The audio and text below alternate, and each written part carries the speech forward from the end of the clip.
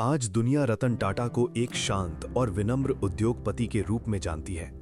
लेकिन क्या आप जानते हैं कि उनकी जिंदगी में एक रात ऐसी भी थी जब उन्हें सबसे बड़े अपमान का सामना करना पड़ा था। साल था 1999।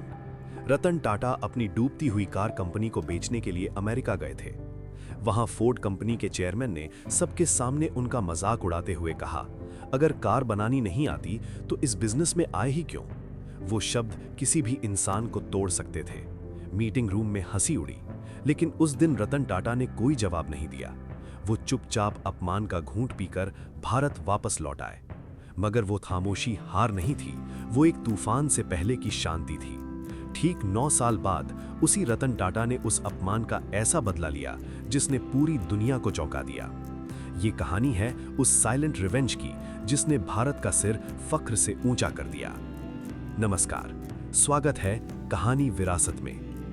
रतन टाटा की वो खामोशी क्यों इतनी खतरनाक थी। वापस लौटते हुए रतन टाटा ने कुछ नहीं कहा, लेकिन उनके दिमाग में एक संकल्प जन्म ले चुका था। उन्होंने तय कर लिया, अब हम खुद का रास्ता बनाएंगे, विदेशी टेक्नोलॉजी पर निर्भर नहीं रहेंगे। टाटा मोटर्स तब मुश्किल में थी।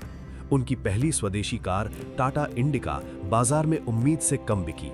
कंपनी घाटे में डूब रही थी, लेकिन रतन टाटा ने हार नहीं मानी। उन्होंने अपनी पूरी टीम को एकजुट किया और शुरू किया भारत की सबसे सस्ती कार का सफर, टाटा नैनो।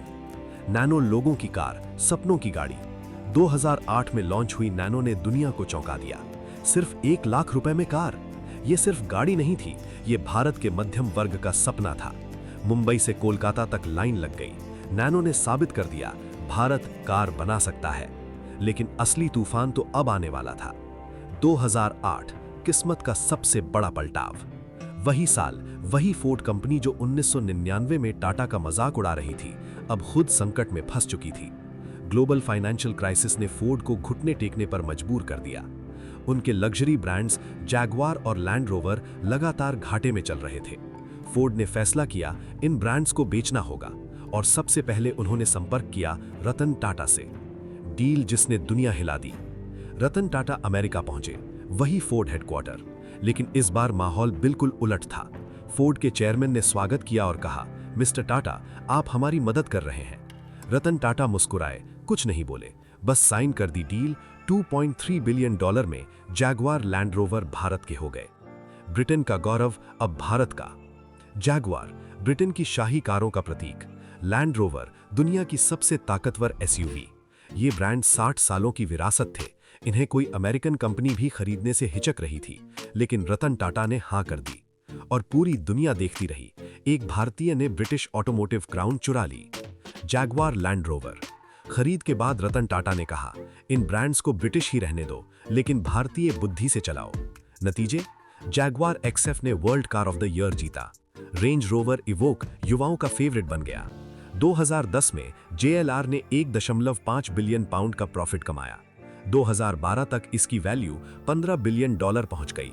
मतलब 2.3 बिलियन की खरीदारी, 6 गुना वैल्यू। भारत का सिर ऊंचा करने वाला पल।